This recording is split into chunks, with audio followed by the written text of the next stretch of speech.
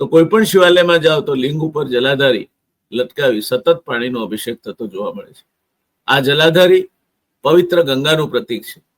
શિવે પીધેલા હળાહળ વિષને લીધે ઉત્પન્ન થયેલી ગરમી જળાધારીમાંથી શિવલિંગ પર ટપકે છે અને શિવને એનાથી શાતા થાય છે.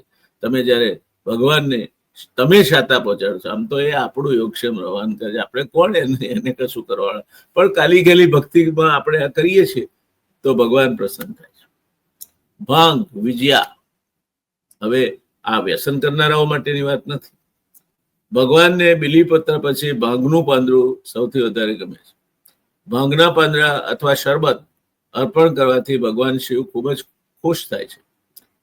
જેનું કારણ એ કે ભાંગ એક ઔષધિ છે.